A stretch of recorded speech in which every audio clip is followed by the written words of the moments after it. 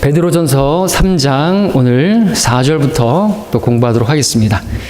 베드로전서 3장 4절부터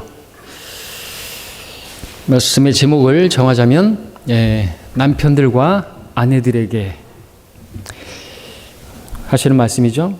먼저는 또 아내들에게 먼저 항상 말씀하시는 것을 보게 되고요. 지난 시간에서 이어서 4절을 보면 오직 마음에 숨겨진 사람을 썩지 아니하는 것 곧 온유하고 고요한 영으로 단장할지니 그것은 하나님 보시기에 매우 값진 것이니라 말씀하고 있습니다. 마음에 숨겨진 사람이 나오는데 바로 우리가 거듭났을 때 새롭게 태어난 우리 속사람을 말하는 것이죠. 우리 거듭날 때 살아났던 그 영이 주와 합하여 새 사람이 되었습니다. 우리는 새롭게 된 새로운 피조물이 되었습니다. 이 속사람 온유하고 또 고요한 영으로 단장하라. 특별히 누구요? 아내들에게.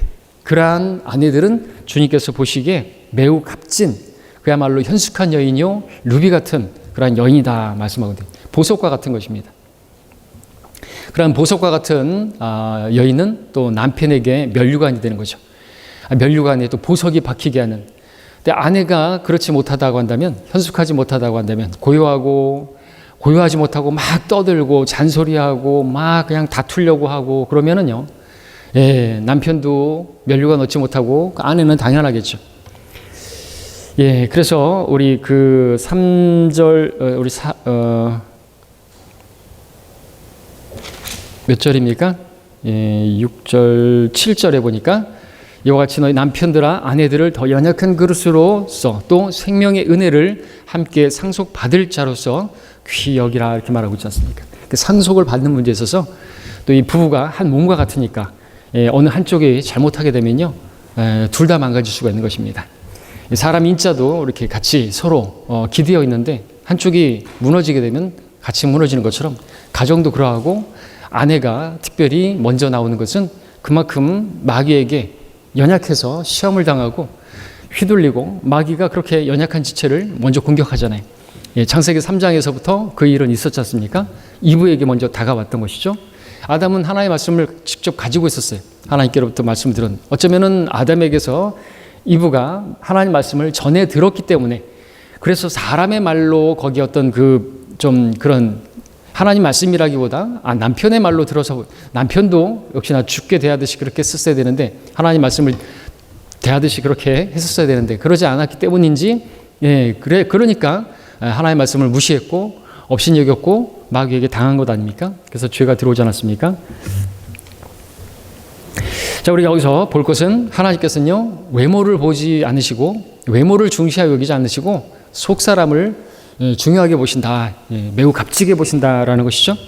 사무엘상 16장 7절에도 주가 보는 것은 사람이 보는 것과 같이 아니하니 사람은 외양을 보나 하나님은 마음을 보신다고 그랬습니다. 주는 마음을 보시느니라.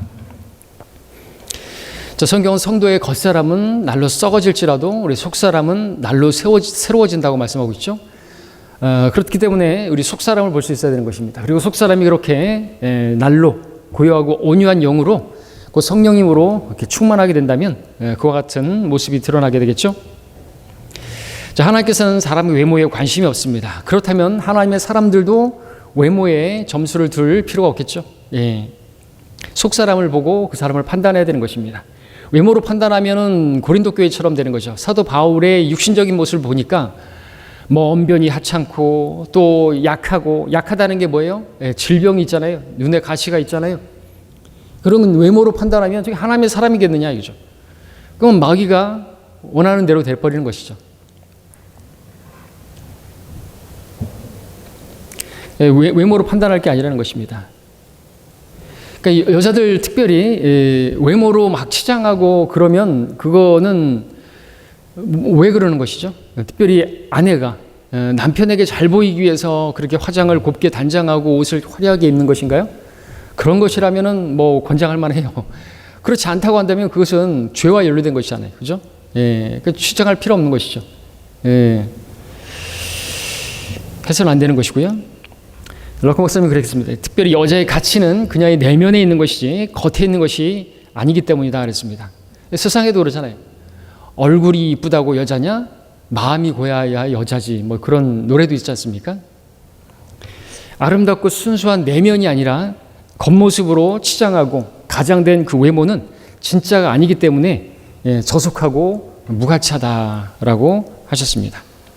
잠언 31장 30절에서는 호의도 거짓되고 아름다움도 헛되나 주를 두려워하는 여인은 칭찬을 받는다라고 말씀하고 있는데, 주를 두려워하는 여인은 칭찬을 받느니라. 주를 두려워하는 여인은 그런 외모에 관심 없겠죠. 주님을 두려워하니까. 주님을 두려워하지 않으니까 외모에나 신경 쓰고 또 어떤 죄와 연루되고 간음과 연루되고 그러는 것이죠. 왜 그렇게 막 주름을 필라고 그러고 뭐를 하고 보톡스를 맞고 왜 그러는 것이? 남편에게 잘 보이려고? 그러면 뭐 또 넘어갈 수가 있겠죠. 그렇지 않은 경우가 많단 말이죠. 왜 그렇게 하는 것이겠습니까? 어떤 또 성경에서도 외모로 특별히 남자들 같은 경우에는 머리를 기른다. 긴 머리의 남자는 간음과 관련돼 있다. 음행과 관련돼 있다. 이렇게 목사님 쓰고 있죠. 그런 사람들이죠. 뿐만 아니라 하여튼 막 찢어진 청바지라든지 그런 것을 입고 왜 그렇게 하는 것입니까? 자기는 쉬운 사람이라고, 그러니까 쉽게 다가오라고, 나 쉬운 여자다, 쉬운 남자다, 그런 거를 외적으로 표현해서 죄를 지려고 그렇게 하는 것이죠.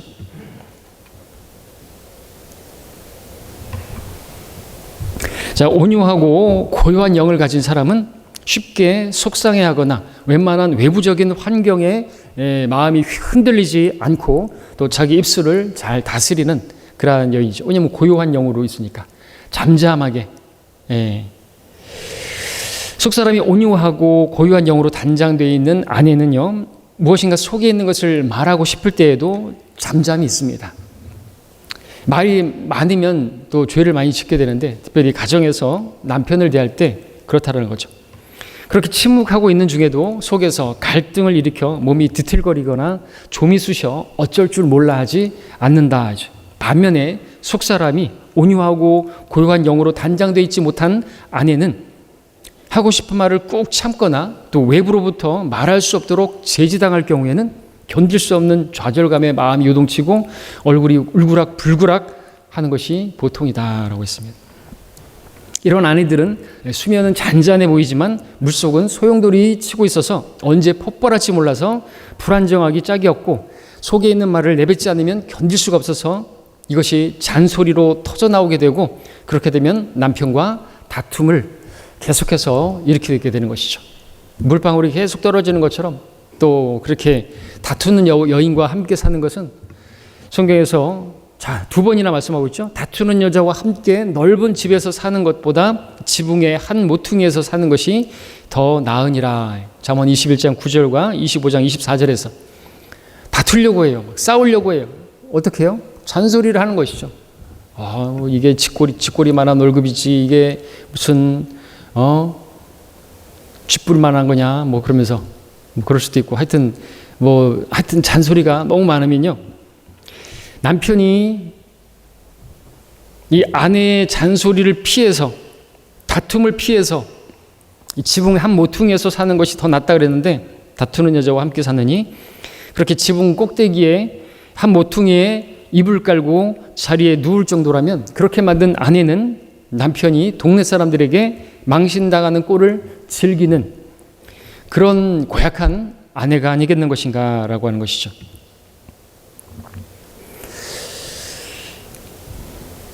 자, 아내의 지나친 잔소리는요, 남편을 폭행자로 만든다라고 했습니다.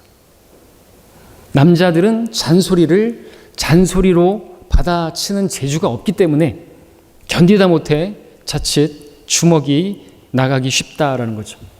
로커 목사님이 이렇게 쓰고 있는데, 이것은 그리스도인이라도 이렇게 될 수 있다는 거예요. 그리스도인 남편이라도, 그리스도인 아내가 이렇게 잔소리를 지나치게 해대고 다투려고 하다 보면 주먹이 나갈 수도 있다라고 하는 것이죠. 폭행남이 되게 만들 수도 있다라는 것입니다. 주의를 기울여야 하는 것이죠. 육신은 육신이기 때문에 그래요. 남자들은. 자, 잔소리로 남편을 괴롭히고 사람들 앞에서 이렇게 부끄러움을 부끄럽게 만드는, 그래서 지붕 꼭대기에 자리 깔고 눕게 만드는, 그래서 동네 사람들이 쳐다보게 만드는 그런 아내, 남편의 뼈를 썩게 만드는 것이다. 잠언 12장 4절에서 현숙한 여인은 남편에게 면류관이나 수치를 끼치는 여인은 그의 뼈를 썩게 함과 같으니라 하고 있습니다. 뼈를 썩게 만드는 것입니다. 아주 속이 썩다 못해 뼈까지 썩는 것이죠. 그래서 아내들은 어떻게 됩니까? 5절에 보니까 이제 3장 5절을 보겠습니다. 예전에 하나님을 신뢰했던 거룩한 여인들도 이와 같이 자기 자신의 남편에게 복종함으로써 자신들을 단장하였느니라고 있습니다. 단장하되 어떻게 단장했는 것인가? 남편에게 복종함으로써 단장했다라고 하는 것이죠. 그러한 여인이 거룩한 여인이고 그러한 거룩한 여인들은 어떻게 그렇게 복종할 수 있었느냐 하니까 하나님을 신뢰했다라고 말하고 있습니다. 남편에게 복종했던 예전의 그 거룩한 여인들, 다름 아니라 하나님을 신뢰했던 여인이라고 말하고 있습니다. 그래서 아내들은 자기가 하나님을 정말 신뢰하는가, 하나님을 정말로 신뢰하는가, 그것을 어떻게 판단할 수 있느냐? 남편에게 복종하는 것을 통해서 나타난다는 것이죠. 자, 그들은 남편에게 순종했고, 그 순종으로 자신들을 단장했는데, 그렇다고 해서 꼭 남편들이 신뢰할 만해서 그렇게 복종했던 것인가? 아니라는 것이죠. 성경은 지금 하나님을 신뢰했기 때문에 남편들에게, 남편이 얼척없는 그러한 요구를 해와도, 놀랄 만한 일을 요구해와도 사라처럼 그렇게 복종할 수 있어야 한다고 기록하고 있는 거죠. 내가 판단해서 내가 들어줄만 하면 내가 복종하고, 이거는 얼척없다 그러면은 안 들어주고, 그렇다고 한다면 거룩한 여인이 아니고 그것은 하나님을 신뢰하는 게 아니라는 것이죠. 자, 우리는 앞에서 거짓말을 요구했던 그 남편에게 어째서 사라가 아무 말 없이 복종했던 것인가 보았습니다. 그 복종의 이면에는 하나님께 대한 절대적인 사라의 신뢰가 있었던 것이죠. 이것이 우리에게 시사하는 바는 매우 크다 하겠습니다. 어떤 이유에서든지 아내가 그 남편을 볼 때 정말 잘못하고 있다 할지라도, 잘못하고 있는 상황인데도 아내는 잘못된 남편에게 얼마든지 복종할 수 있어야 함을 보여주는 이 사라의 이 본이야말로 하나님께 대한 신뢰가 현숙한 여인으로서의 행실을 뒷받침한다. 하나님께 대한 신뢰가 바로 현숙한 여인의 시금석이다라는 것이죠. 현숙한 여인인가? 남편에게 복종하는 것을 보면 될 수 있고, 남편에게 복종하는 것을 통해서 하나님을 신뢰하는 사람인가 판가름 난다라고 하는 것입니다. 계속해서 6절에서 사라가 아브라함을 주라 부르며 복종했던 것과 같이 너희가 선을 행하고 어떤 놀라운 일에도 두려워하지 아니하면 그녀의 딸들이 되느니라 말하고 있습니다. 먼저 볼 것은 사라가 아브라함을 주라 부르며 복종했다고 했습니다. 아내들은 남편을 이렇게 인식할 수 있습니까? 그렇다면 복종할 수도 있겠죠. 죽게 하듯이. 물론 여기서 주는 소문자이기 때문에 하나님을 가리키는 건 아니지만 집안의 주인이단 말이죠. 주인 양반. 요즘 아내들에게 남편을 주라고 부르라고 하면 아마 얼굴이 울그락 그렇게 될 것이다 라고 쓰고 계시죠.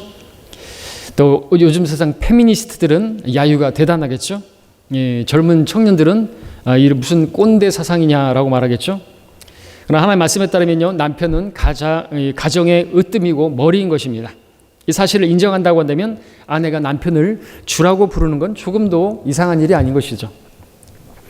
럭커 목사님은 이 주석에서 이렇게 쓰고 있습니다. 동양에서는 남편을 주인 양반 또는 주인님이라고 부르고 다른 사람들도 아내 앞에서 그녀의 남편을 지칭할 때 당신의 남편이라고 부르기보다는 당신의 주인 어른이라고 부르는데, 그들은 벌써 성경을 알기 전부터 그렇게 해왔거늘 소위 기독교 문화가 뿌리 깊다는 서양의 여자들이 이것을 우습게 안다니 참으로 이상한 일이 아닐 수가 없다라고 미국의 아내들을 좀 염려하고 있는 것이죠.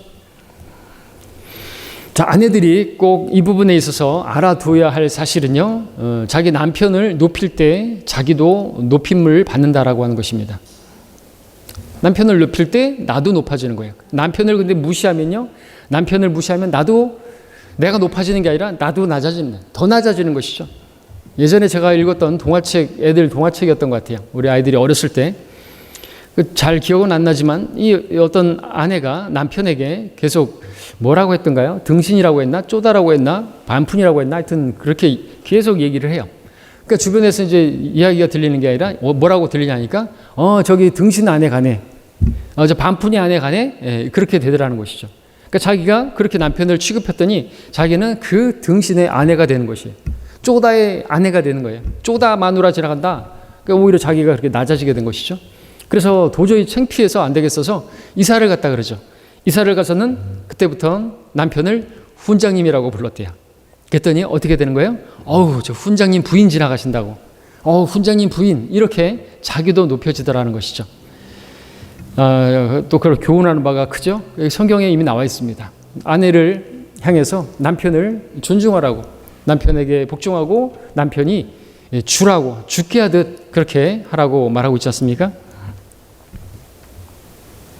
자, 사라는 어떤 일에도 두려워하지 않았다고 했습니다. 남편이 자기를 아내라고 말하지 말고 누이라고 거짓말하라고 했을 때 그것은 사라에게 있어서는 참으로 놀랄 만한 일이 아닐 수가 없습니다. 경악스러운 일이 아닐 수가 없죠. 그것은요, 파라오가 자기를 강제로 데려다가 첩삼을 쓸지라도 남편인 아브라함은 뒷짐지고 가만히 있겠다는 그런 말이거든요. 아내에게 이보다 더 놀랄 만한 일이 어디 있겠냐는 것이죠. 근데 사라는 그런 남편의 요구에 복종했다라는 것은 더 놀랄 일이 아닐 수가 없습니다. 왜 그렇게 했던 것인가? 사라가 두려워하지 않았기 때문이다 하죠. 어째서 두려워하지 않았던 것인가? 하나님을 신뢰했기 때문이다 하죠. 하나님을 신뢰하면 어떤 상황에서도 두려워하지 않는다는 거죠. 강건하고 담대하게 되는 것이죠. 사자처럼 담대한 것입니다. 사라는 하나님을 신뢰했던 그런 여인이었던 것입니다. 남편이 비록 잘못 판단하고 잘못된 결정을 하고 잘못된 요구를 해왔지만, 그리고 사라는 자신의 남편이 지금 잘못된 행동을 하고 있다는 것을 다 판단했음에도 불구하고 그럼에도 그의 요구에 복종했다. 어떻게 그럴 수 있었던 것인가? 어떻게 그럴 수 있었던 것인가? 또 말하지만 그로 인해서 어떠한 문제가 발생하고 여한 어떤 위기가 직면한다 할지라도 하나님께 맡겼기 때문에 하나님께서 반드시 개입해 주실 것이다 라고 하는 것을 알고 믿었기 때문이다 라고 하는 것이죠. 우리가 하나님 앞에 바르게 행하고요, 선을 행하고 하나님께서 하라고 하신 대로 하면은요, 하나님께서 거기에 개입하시는 거예요. 우리 지난 시간에 봤지 않습니까? 이처럼 그리스도인 아내들이 사라만큼이나 그렇게 하나님을 신뢰하고 그래서 남편에게 복종을 한다고 한다면,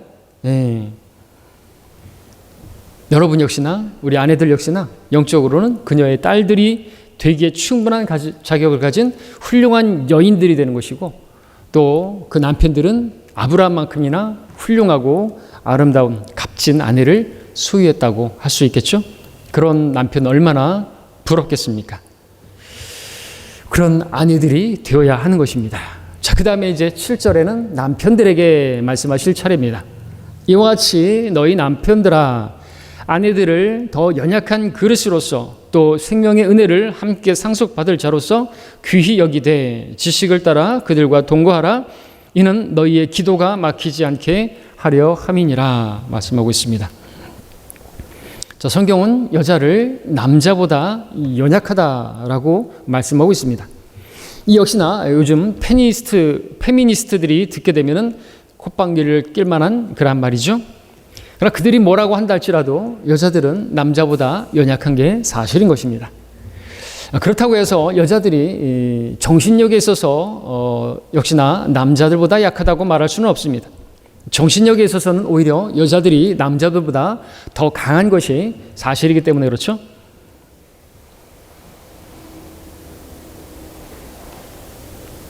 정신력에 있어서 여자들이 더 강한 것을 어디서 볼 수 있습니까? 아이들을 낳고 양육하는 것을 보면 알 수가 있는 것입니다. 아이들을 양육하는 것, 남편들에게 있어서는 그보다 더 힘든 일이 없죠.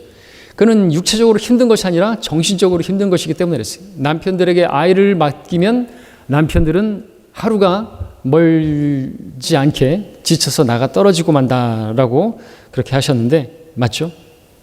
여자들이 아이를 낳아 길러내는 능력은 정신력이지 육체적인 힘이 아니다. 육체적인 힘으로 말한다면 여자들은 남자들을 당해낼 수가 없죠. 그러나 남자들이 육체적으로 더 강한 힘을 갖고 있는 것이 사실이지만 남자들 보고 아이들을 길러보라고 한다면 남자들은 하루도 지나기 전에 나아가 떨어진다고 쓰고 있습니다. 이것은 남자들이 여자들보다 정신력이 약하기 때문인 것이죠. 여자들이 정신력이 더 강하고 정신 연령도 동년배에서도 보면은 3살인가 더 많다고 하죠. 그래서 3살 아래의 여자와 결혼을 해야 정신 연령이 비슷하다. 그런 얘기도 하죠. 자, 정신적인 부분뿐만 아니라 지적인 면에 있어서도 여자들은 남자들보다 더 강한 면이 있는 것이 사실이다. 그랬습니다. 많은 경우 여자들이 남자들보다 더 우수한 지적 능력을 가지고 있는 것이 실제로 많이 볼 수 있기 때문이다. 이제 여자들이 어떤 것에 너무 지나치게 관심한다든지 또 이렇게 갈대와 같이 이렇게 막 움직이기 때문에 그 부분에 있어서 좀 특출나게 더 할 수 있는데도 불구하고 그렇지 못하는 것이지, 지적인 면에 있어서는 또 여자들이 남자들보다 더 뛰어난 것이 사실이다라고 하는 것입니다. 그러나 여자들이 아무리 그렇게 정신력에 있어서나 지적인 면에 있어서 남자보다 훌륭하다 할지라도 여자들은 역시나 여자들이다라는 거죠. 여자들이 아무리 오늘날 남녀 평등을 부르짖고 남자보다 못하지 않다고 그렇게 부르짖는 그런 세상이 되었지만 그들은 남자들보다 더 연약한 그릇인 게 틀림없다 하죠. 그렇기 때문에 이것을 남편들은 잘 알아야 한다라고 하는 것입니다. 아무리 아내들이 강해 보인다 할지라도 또 아내들이 강한 척한다 할지라도 성경이 말씀하시는 이 진리의 지식에 따라서 아내들과 동거해야 한다라고 하는 것이죠.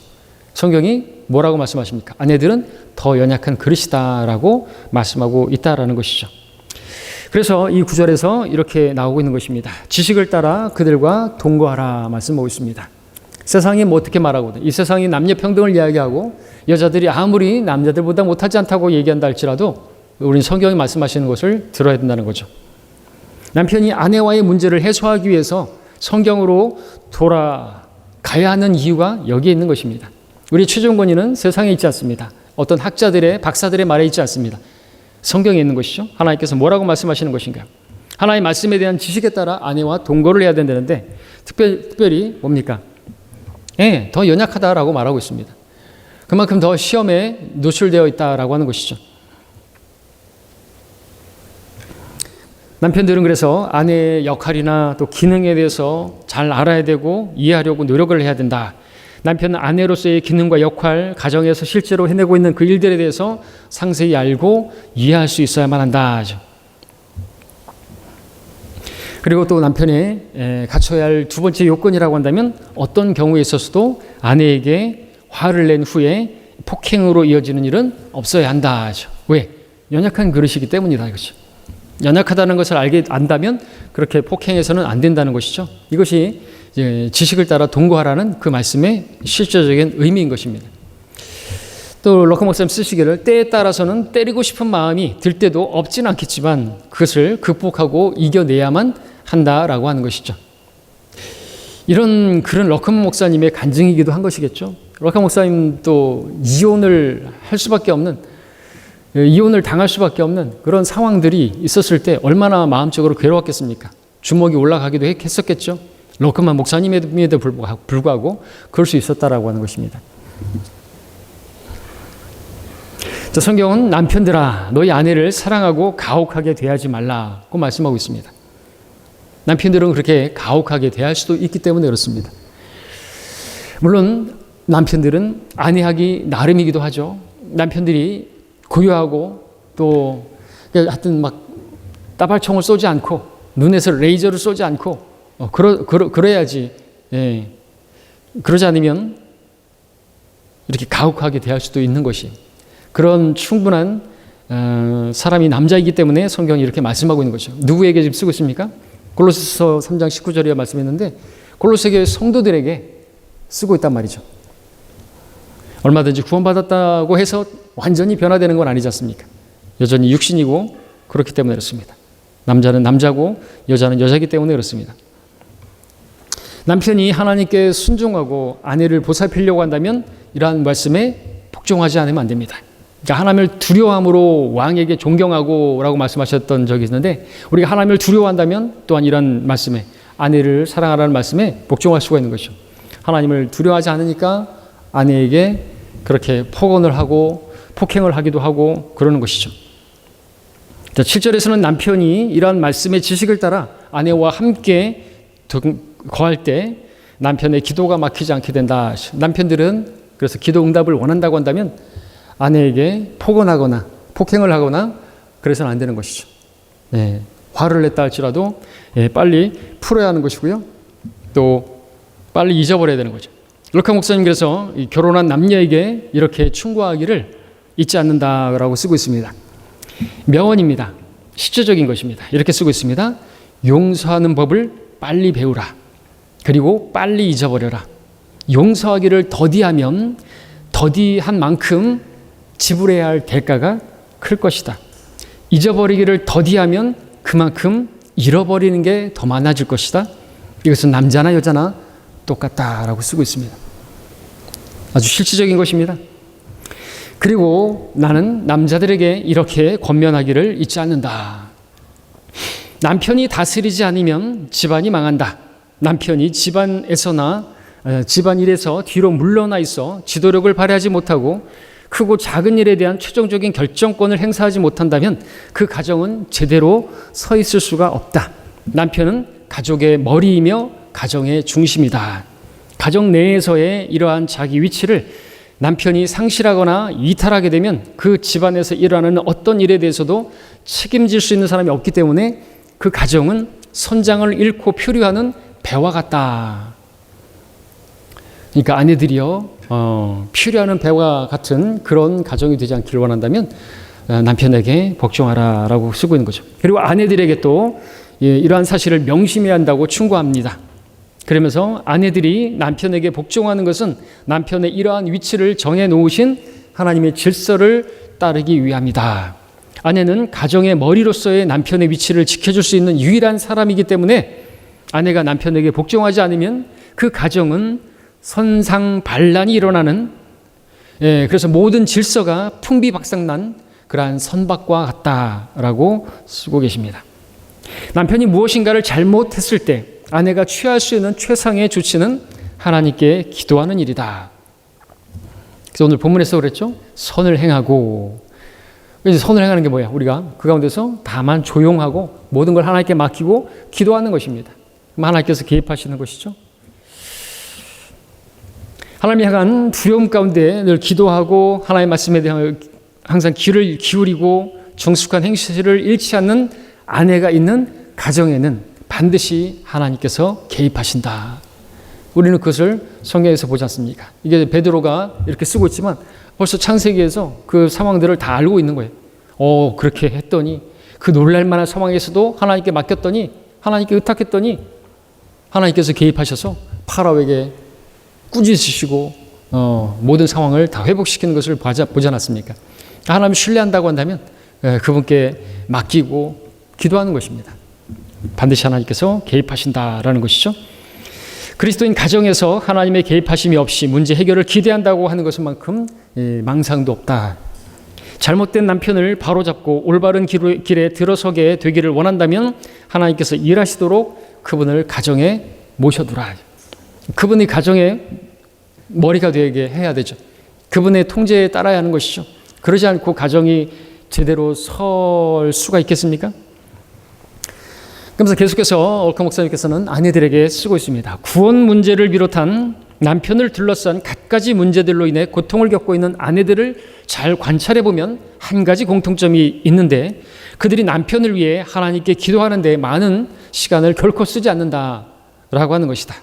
이것은 내가 여러 해 동안 교회 목사로서 경험을 통해서 알게 된 사실을 근거로 한 것이기 때문에 자신 있게 하는 말이다. 그러면서 아내들에게 말하는 거죠. 아내들은 남편의 문제를 놓고 늘 기도한다고 입으로는 말을 한다. 그러나 내가 당신에게 묻겠다. 남편을 위하여 얼마나 기도하는가? 남편을 위한 기도에 혼을 다한 열정이 담겨 있는가? 기도에 마음을 다한 간절함이 실려 있는가? 하나님께 대한 순수한 믿음과 절대적인 신뢰가 기도에 반영되고 있는 것인가? 남편의 구원 문제로 인하여 정말로 통절한 아픔을 느끼기는 하는가? 울며 기도하는가? 몇 번이나 울며 기도했는가? 기도하며 얼마나 손수건을 적시고 있는가? 남편에게 얼마나 진지하게 애절하게 복음을 전하고 있는 것인가? 주 예수 그리스도의 죽으심과 묻히심과 다시 살아나심에 대해서 얼마나 진지하게 남편에게 이야기해 주고 있는 것인가? 자신의 말에 성령님을 앞세우고 있는가? 성령님의 능력을 얼마나 신뢰하고 있는가? 이를 위해서 얼마나 기도하고 있는 것인가? 자신의 기도가 하나님께 온전히 상달되게 하기 위해서 얼마나 주님과 가깝게 교제하고 있는 것인가? 주님을 가로막고 주님과 나 사이를 가로막고 있는 죄를 자백했는 것인가? 남편 앞에서 주님보다 자아를 드러내고 있지는 않은 것인가? 다시 묻건대 아내들이여 과연 얼마나 남편을 위해서 기도하는가? 골방에 들어가 문을 걸어 잠근 채 무릎 꿇고 앉아 있는 시간이 과연 얼마나 되는가? 주님 보고 계시죠? 다 듣고 계시죠? 모든 것을 알고 계시죠? 저를 도와주십시오. 저는 주님의 도우심이 절대적으로 필요합니다. 내 남편의 마음을 열어주십시오. 내 남편에게 주님께서 직접 말씀해 주십시오. 이런 기도에 대해 주님께서 응답하시는 음성을 듣기를 기대하는가? 아니 그런 음성을 듣고 있는 것인가? 주님께서 단 한순간도 눈을 떼지 않으시고 기도를 듣고 계시며 살피고 계신다는 것을 확신하는가? 이 질문들을 하나하나 되짚어보고 자신의 대답이 무엇인지 스스로 성찰해보라. 그리고 나서 골방으로 들어가 무릎 꿇고 기도하기를 시작하라. 모든 것을 주님께 털어놓고 기도하라. 모든 것을 말이다. 모든 것을 기도와 간구로 주님께 알리고 감사함으로 그분의 도움을 요청하라. 모르면 모르되 최소한 2시간은 걸릴 것이다. 어떤 때는 5시간은 좋게 걸릴 것이고 어떤 때는 아침에 시작해서 해질녘까지 계속되기도 할 것이며 어떤 때는 저녁에 시작해서 새벽 닭이 울 때까지 끝나지 않을 것이다. 그러나 결코 시간을 의식하지 말라. 10중 8구 남편이 골방 문에 노크를 할 것이고 이런저런 일들로 식구들이 방해할 것이며 전화벨도 울릴 것이다. 그러므로 방해하지 말라고 사전에 가족들에게 당부해 두라. 이렇게 기도하기를 매일 계속하라고 권면을 한다라고 하는 것이죠. 이렇게 기도한다고 한다면, 정말 이렇게 기도한다고 한다면 거의 목숨 걸고 기도하는 거 아니겠습니까? 이런 식으로 기도한다면 그 남편들이 구원받지 않을 남편들이 있겠습니까? 거기다 금식까지 하고 그런다면 남편들이 구원받지 않겠냐라는 거죠. 이렇게 간절하게 좀 앞에 매달리고 하나님께 의탁하고 기도한다면 구원받지 못할 남편이 어디 있겠냐라고 쓰고 계시는 것이죠. 그러면서 이것이 몸에 뵐 때까지 계속하라고 쓰고 계십니다. 하루라도 주님과 둘이서 맞대면하는 시간을 갖지 않고서는 견딜 수 없을 정도로 그렇게 습관을 그렇게 기르라고 하는 것이죠. 기도하고 성경을 읽고 매일같이. 여러분 안중근 의사가 뭐 하루라도 책을 읽지 않으면 입에 가시가 돋는다고 말을 했죠. 그 책이 성경이죠. 감옥에서 그렇게 성경을 읽었다고 하죠. 아내들도 마찬가지라는 거죠. 매일같이 이것이 습관이 되고 이런 시간을 갖지 않고서는 견디지 못할 정도로 이런 경건의 습관 가지라고. 기도하고 성경을 읽고 말씀을 묵상하고 또 기도하고 그러다가 또 자신을 돌아보고 남편과 가족들을 둘러싼 그 모든 일들을 곰곰이 살펴보고 그리고 하나님께 구하고 또 하나님께 감사하고 하나님을 바라고 하나님께 감사하고 이렇게 일을 계속하라고 쓰고 있습니다. 자, 이렇게 권면을 하는데 이 권면에 또 순종한다면 놀라운 일이 벌어지겠죠? 예, 여기까지 공부하겠습니다.